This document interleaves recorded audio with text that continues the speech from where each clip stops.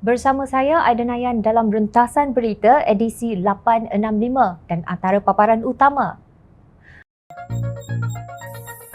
Malaysia, China, Myanmar, ada apa-apa ke? Sistem imigresen digodam bukan perkara baharu. Video semburit nampak wajah, ini hanya suara. Punca sebenar Rumah Putih tertinggal Putrajaya.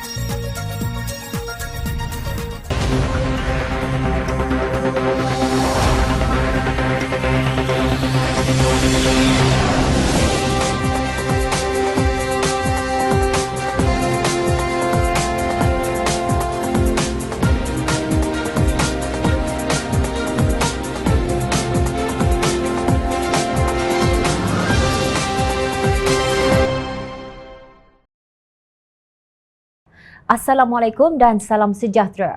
Majlis Setiausaha Pakatan Harapan menggesa Menteri Luar Negeri Datuk Seri Hishamuddin Hussein memberi penjelasan berhubung pertemuan Duta Besar Malaysia ke Myanmar Datuk Zahairi Baharib dengan Menteri Elektrik dan Tenaga Myanmar Ong Tan U di Naypyidaw 7 April lalu. Pakatan Harapan berpendapat pertemuan tersebut menimbulkan beberapa persoalan berkaitan pendirian Malaysia terhadap junta Myanmar. Umum sedia maklum bahawa kerajaan yang dipilih rakyat Myanmar secara sah telah diguling pihak tentera Myanmar atau Tatmadaw dalam satu kudeta pada 1 Februari 2021. Pertemuan Duta Besar Malaysia dengan junta Myanmar terutamanya tatkala pendirian Malaysia dalam isu tahanan politik dan sidang tergempar ASEAN tidak berubah menimbulkan persepsi Malaysia mengiktiraf kerajaan tersebut. Ini tidak membantu dalam usaha mengembalikan demokrasi di Myanmar. Demikian menurut kenyataan yang dikeluarkan bersama oleh Wakil Keadilan Datuk Seri Syamsul Iskandar Muhammad Akin, Wakil Amanah Khalid Abdul Samad dan Wakil DAP Liu Chin Tong bertarikh 8 April 2021. Kenyataan tersebut mengingatkan bahawa Perdana Menteri Tan Sri Muhyiddin Yassin sebelum ini telah menggesa tahanan politik termasuk Aung San Suu Kyi dibebaskan segera. Muhyiddin juga berkata satu sidang tergempar ASEAN harus diadakan untuk membincangkan keadaan di Myanmar selepas kudeta Tatmadaw pada 1 Februari lalu. Oleh itu, kami mendesak Menteri Luar Negeri untuk segera memberi penjelasan, tegas Pakatan Harapan. Sebelum ini, rakyat dikejutkan dengan kelakuan Hishamuddin yang merujuk pada negara China sebagai abang besar kepada Malaysia. Tindakan kurang bijaksana Menteri Perikatan Nasional itu dilihat telah melakukan diplomatic faux pas atau melanggar adat diplomatik dan berpotensi akan mengorbankan kepentingan, keselamatan dan kedaulatan negara.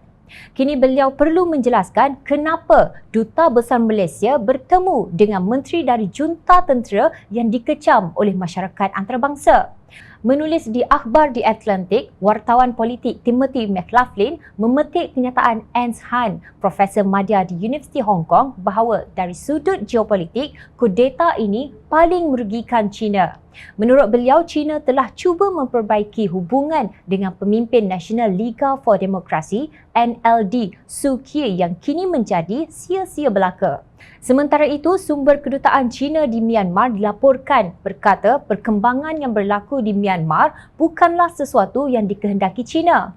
Kenyataan ini dipercayai merujuk kepada kumpulan penunjuk perasaan yang mengecam China kerana didakwa menyokong kudeta tersebut. China dan junta tentera Myanmar membentuk hubungan baik sejak puluhan tahun walaupun negara tersebut dikenakan sekatan ekonomi oleh pihak barat. Apabila Myanmar mula membuka pintunya kepada pelabur asing, ia menjadi persaingan kepada monopoli China di negara berkenaan. Justru kudeta ini sepatutnya menggembirakan China. Lebih-lebih lagi setelah berlaku kudeta, Amerika Syarikat, Kanada dan United Kingdom kembali mengenakan sekatan bersasar terhadap negara berkenaan.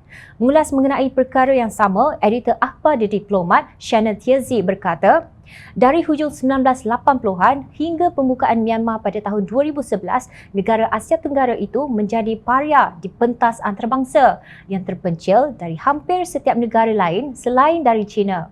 Secara tersirat, China memainkan peranan seumpama abang besar kepada Myanmar ketika negara-negara lain memencilkannya. Bagaimanapun, kini selepas kudeta, China bimbang jika Myanmar kembali ke zaman paria antarabangsa. Apa yang akan berlaku kepada pelaburannya di negara berkenaan? Hubungan China dengan Angkatan Tentera Myanmar atau Tatmadaw amat kompleks. Ia bukan mainan mereka yang naif dalam politik antarabangsa. Lebih-lebih lagi berkaitan dengan gerombolan Tatmadaw yang agak kejam terhadap penentang mereka. Jawatan kuasa untuk mewakili Piu Dong Su Lutau, CRPH, mendakwa menerima 180,000 bukti yang menunjukkan pelanggaran hak asasi secara meluas sejak insiden rampasan kuasa itu.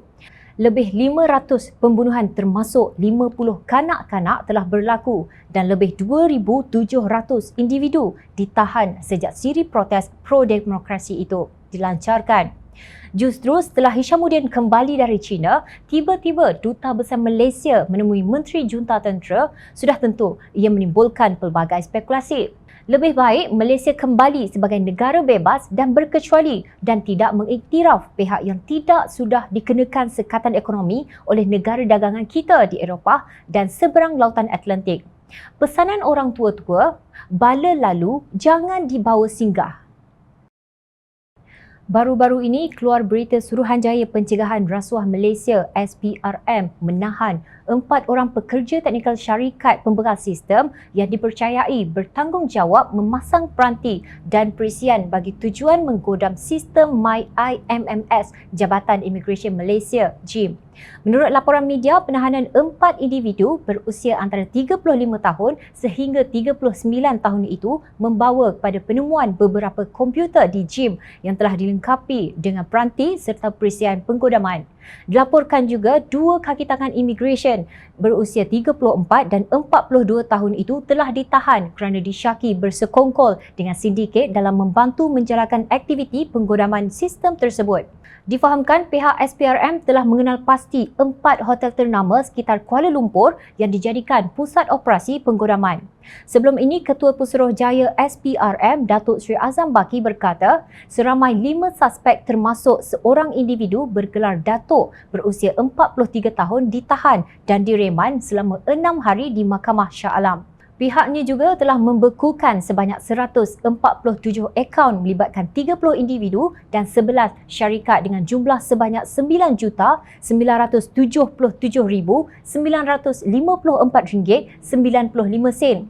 Selain itu, dianggarkan sebanyak 30 unit hartanah berjumlah RM11,868,835 dan 66 buah kenderaan berjumlah RM13,991,847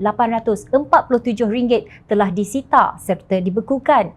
Jumlah keseluruhan rampasan adalah sebanyak RM25,660,682. Sementara itu, Ketua Pengarah Jabatan Imigresen Malaysia, Datuk Khairul Zaimi Daud berkata, pihaknya telah lama memperoleh maklumat berhubung sindiket pemalsuan PAS Lawatan Kerja Sementara PLKS dan mengambil keputusan menubuhkan pasukan khas sejak pertengahan tahun lepas. Beliau berkata isu melibatkan penggodaman pangkalan data imigresen itu berlaku dalam skala besar dan imigresen memerlukan bantuan SPRM untuk menyiasatnya. Pasukan khas ini telah membuat kerja-kerja risikan dan mengumpul maklumat berhubung sindiket ini sehingga terbongkar. Malah Kementerian Dalam Negeri mengambil maklum perkara ini, ujarnya. Bagaimanapun, pada 30 Oktober 2018, Jabatan Imigresen Malaysia dalam satu kenyataan berkata pihaknya telah menumpaskan satu sindiket menggodam MyIMMS. Serbuan dilakukan oleh bahagian perisikan, operasi khas dan analisa di sebuah premis yang berselindung di sebalik agensi pelancongan di Jalan Masjid India, Kuala Lumpur. Sindiket tersebut dipercayai telah menjalankan aktivitinya selama hampir 8 tahun. Modus operandi sindiket ini adalah dengan menawarkan khidmat kepada syarikat-syarikat yang memerlukan pekerja asing dengan memberikan jaminan bahawa setiap permohonan akan diluluskan. Bayaran yang dikenakan bagi pekerja yang belum memasuki Malaysia dan memerlukan surat visa dengan rujukan VDR adalah sebanyak RM7,000. Manakala pekerja yang berada di Malaysia, bayaran yang dikenakan adalah sebanyak RM1,500 untuk tujuan memasukkan maklumat pekerja di dalam sistem JIM yang telah digodam. 2 tahun sebelum itu, pada Disember 2016, Mlemel melaporkan lebih daripada 50% kaki tangan imigresen yang mengendalikan kaunter di lapangan terbang antarabangsa Kuala Lumpur, KLIA dan KLIA-2 telah digantikan berikutan unsur-unsur sabotaj dalam sistem imigresen Malaysia MyIMMS. Pada tahun itu, 37 orang kaki tangan imigresen telah ditahan di bawah Akta Kesalahan Keselamatan (Langkah-Langkah Khas) (SOSMA) dan Akta Pencegahan Jenayah (POKA). Mereka didakwa bersekongkol dengan sindiket pemerdagangan manusia. Maknanya, kes MyIMMS digodam bukan perkara baharu. Bagi menangani masalah ini, kerajaan telah meluluskan sistem baharu iaitu Sistem Imigresen Bersepadu Kebangsaan Integrasi NIISE bagi menggantikan Sistem Imigresen Malaysia MyIMMS yang dikesan berlaku manipulasi dan penipuan untuk meluluskan kuota pekerja asing, kata Khairul Zaimi. Menurut Ketua JIM itu, sistem berkenaan akan dilancarkan bulan ini dan akan mengambil masa setahun untuk mengoperasikannya. Ketua Pengarah Imigresen datang dan pergi. Jenayah salah guna kuasa terus-menerus terjadi. Gunalah sistem apa pun, kalau penjawat awam tidak amanah, penyangak tetap akan menyalahgunakannya. Di negara China, pengkhianat negara seperti perasuah akan dihukum tembak mati. Agak-agak berani ke Kerajaan Perikatan Nasional meniru langkah China ini setelah memanggil mereka abang besar? Pelbagai pihak nampaknya berminat dengan rakaman audio yang tular didakwa antara Presiden UMNO Datuk Seri Ahmad Zahid Hamidi dan Presiden Keadilan Datuk Seri Anwar Ibrahim. Menurut berita harian, Menteri Dalam Negeri Datuk Seri Hamzah Zainuddin berkata pihak berkuasa akan menyiasat sekiranya menerima laporan. Sebelum itu, Menteri Komunikasi dan Multimedia Datuk Saifuddin Abdullah berkata Suruhanjaya Komunikasi dan Multimedia Malaysia serta Cyber Security Malaysia belum menerima laporan berhubung perkara itu. Dalam pada itu, Ketua UMNO Perlis Datuk Seri Syahidan Kasim pula berkata beliau akan membuat laporan polis kerana namanya disebut dalam rakaman itu. Beliau juga meminta pihak lain turut melaporkan kepada polis supaya kesahihan rakaman itu disiasat.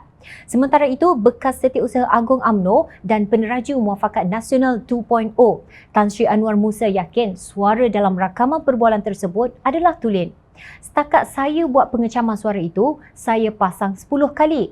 100% suara tulen bukan orang buat-buat. Ia sangat mengecewakan saya, kata Anwar seperti dipetik Portal Malaysia Now. Namun, berbeza dengan pandangan Anwar Musa, Ahli Majlis Kerja Tertinggi UMNO, Datuk Dr. Puan Azhar Kashi membangkitkan soal keselamatan negara apabila perbualan peribadi dirakam dan diviral. Beliau berkata sama ada tulen atau tidak, rakaman itu sudah tentu bermotif politik apabila ia diviralkan. Darurat sepatutnya untuk kurangkan politicking, tetapi rupanya semakin bermaharaja lela. Butiran perbualan itu adalah cukup jelas dan berkualiti tinggi. Ia mesti menggunakan peralatan canggih yang orang biasa tidak akan mampu memilikinya. Apakah ini konspirasi at the highest level? Ini bukan kerja calang-calang, tegasnya. Beliau turut mengecam kenyataan Anwar Musa bahawa audio tersebut adalah tulen 100%, sedangkan Zahid dan Anwar telah menafikannya. Kenapa Anwar Musa dan kuncunya bersungguh-sungguh mahu mengesahkan ia tulen 100%? Dia jurucakap siapa? Dia nak senangkan hati siapa? Soalnya. Puan juga menyindir Anwar Musa berhubung video semburit disandarkan yang mirip wajah Datuk Seri Azmin Ali dan Haziq Abdullah Abdul Aziz. Anwar sudah jadi pakar forensik. Kalau begitu, video di Hotel 4 Point Sabah tulen ataupun palsu? Video lagi senang. Ia merakam wajah, bukan merakam suara. Haziq pun mengaku, ujarnya.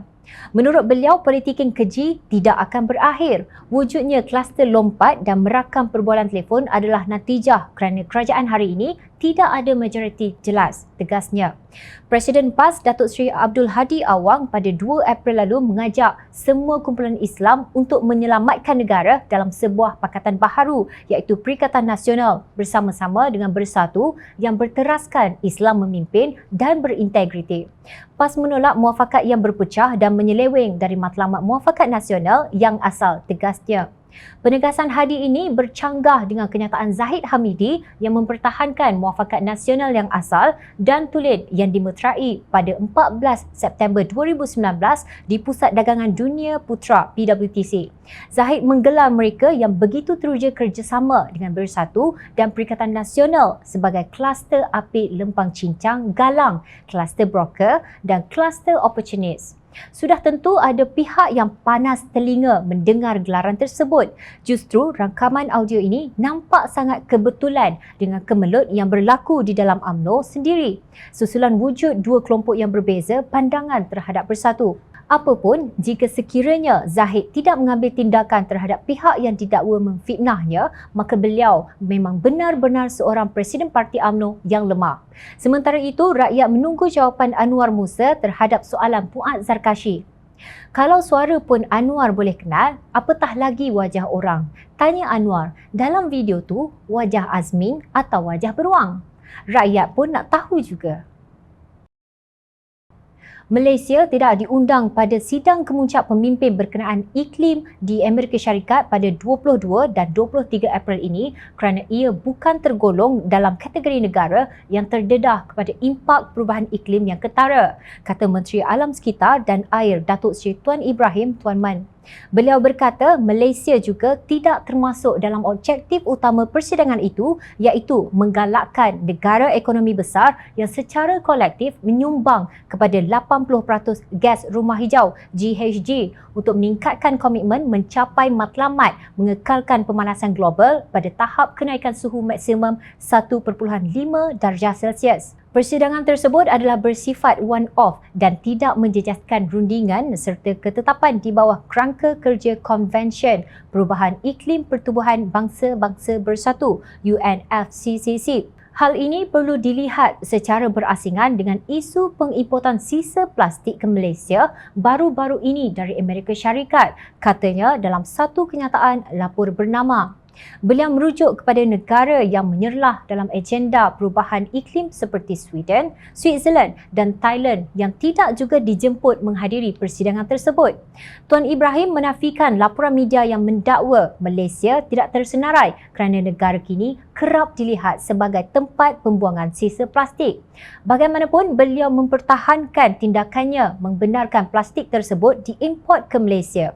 Kata Tuan Ibrahim, dasar semasa industri plastik kitar semula adalah dibenarkan mengikut ketetapan Kerajaan Persekutuan menerusi Kementerian Perdagangan Antarabangsa dan Industri MITI yang bertanggungjawab terhadap hala tuju dan dasar industri itu. Jelasnya, Kementerian Perumahan dan Kerajaan Tempatan KPKT mengawal selia dengan pengeluaran permit import hanya untuk plastik bersih dan seragam, manakala Jabatan Alam Sekitar berperanan sebagai penguat kuasa memastikan pematuhan kepada Konvensyen Basel. Tindakan tegas akan dikenakan terhadap pengimport yang gagal mematuhi peraturan dan undang-undang yang ditetapkan, termasuklah menghantar balik kontena sisa plastik import tersebut ke negara asal menggunakan peruntukan perenggan 31-1-G Akta 127 Akta Kualiti Alam Sekeliling 1974. Pada 2019, sebanyak 124 kontena telah dihantar balik ke negara pengeksport, manakala 143 kontena bagi tempoh 2020 hingga Mac 2021. Pada masa ini, terdapat 81 kontena lagi dalam tindakan JAS untuk proses penghantaran balik, katanya. Jom Channel menghargai usaha kerajaan menghantar balik kontena berisi sampah itu ke negara asal. Walau bagaimanapun, dasar kerajaan berhubung industri kitar semula ini harus dikaji semula. Untuk rekod, negara China telah memberhentikan import plastik yang boleh dikitar semula sejak tahun 2017. Negara tersebut mahu membersihkan alam sekitarnya dan kualiti hidup rakyatnya. Sebaliknya, kita seperti negara lain di Asia masih mengamalkan dasar yang tidak barokah ini, iaitu mengimport sampah. Mengapa? Jawabnya, kerana mereka yang menerajui kementerian yang berkaitan tidak kreatif dalam usaha memperbaiki alam sekitar mahupun kualiti hidup rakyat. Sementara itu, pemain-pemain industri pula hanya berminat untuk mendapat keuntungan jangka pendek tanpa peduli kesannya kepada ekologi dan keharmonian alam sekitar.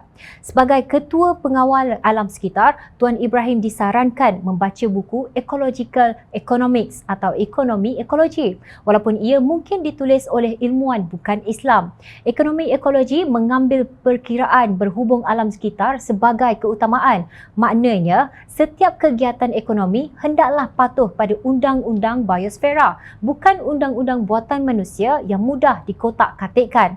Berbalik pada soal mengapa Malaysia disisihkan oleh Presiden Amerika Syarikat Joe Biden, jangan guna alasan kononnya Malaysia tidak tergolong dalam kategori negara yang terdedah pada impak perubahan iklim yang ketara.